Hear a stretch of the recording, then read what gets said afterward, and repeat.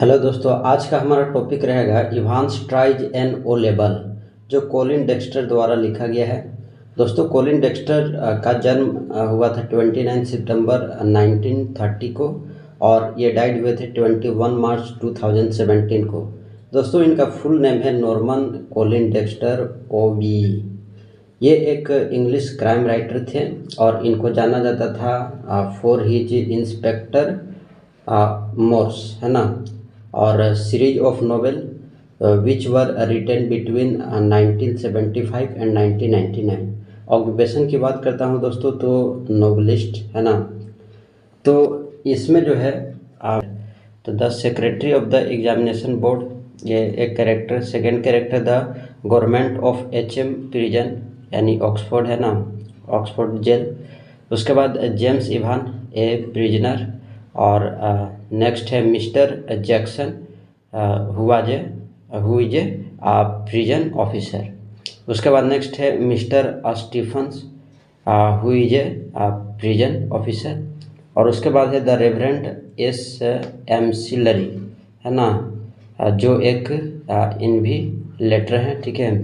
और उसके बाद है मिस्टर कार्टर, जो एक डिटेक्टिव सुपरिटेंडेंट हैं। और उसके बाद है मिस्टर बेल, जो एक डिटेक्टिव चीफ इंस्पेक्टर हैं। अब जो है इस कहानी को हम लोग स्टार्ट करते हैं। तो दोस्तों, ये कहानी जो है इवान के बारे में है, जिसे द ब्रेक भी कहा जाता था। उसे यह नाम इसलिए मिला क्योंकि वह जेलों से बाहर निकलने में उस्ताद था। इवान्स को जब ऑक्सफोर्ड जेल में लाया गया, क्योंकि ऑक्सफोर्ड जेल में बहुत सख्त अधिकारी और सहायक थे, वह जेल से भागने के लिए एक एग्ज़ाम देता है जिसका नाम है ओ लेवल। तो कहानी शुरू होती है इवान नाम के एक अपराधी से। इवान पहले से ही कई जेलों से भाग जाने में सफल रहा है और इसलिए वह भागने के मामले में प्रसिद्ध है।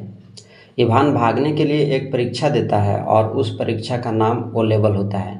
अब परीक्षा बोर्ड के सचिव को HM जेल का संचालक है, उसे पता चलता है कि इवान ने ओ लेवल जर्मन में रात की कक्षाओं के साथ शुरुआत की। तो इस प्रकार वह एक शैक्षणिक योग्यता जो है प्राप्त करना चाहता है। ये वे सभी इसके लिए आवश्यक व्यवस्था करते हैं। अब पूछताछ करने पर उन्हें पता चलता है कि इवान के पास हिंसा का कोई रिकॉर्ड तो नहीं है, बजाय इसके कि वह खुश नहीं है।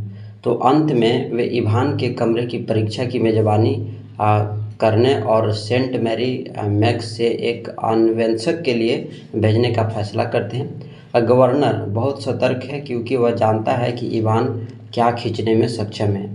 अब अधिकारी परीक्षा में इवान से एक्सेल करने में मदद करने की पूरी कोशिश करते हैं और वे उसके लिए एक जर्मन ट्यूटर जो है किराए पर लेते हैं। इवान को 6 महीने तक पढ़ाता है और इवान उस दौरान उससे दोस्ती भी हो जाती है। अब ट्यूटर उसे भाग्य की कामना करता है, लेकिन उसे लगता है कि वह परीक्षा पास करने का मौका नहीं छोड़ना चाहता।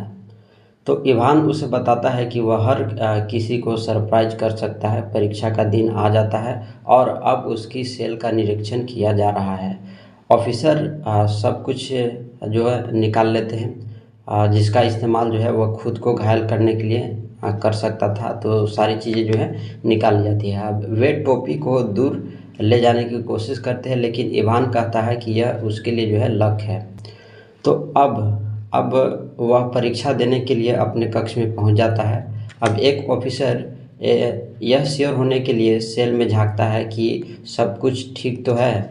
तभी स्टीफन मुख्य द्वार के बाहर आक्रमणकारी को एस्कॉर्ट करता है और इवान सेल में उसे पता चलता है कि आक्रमणकारी घायल पड़े हुए हैं।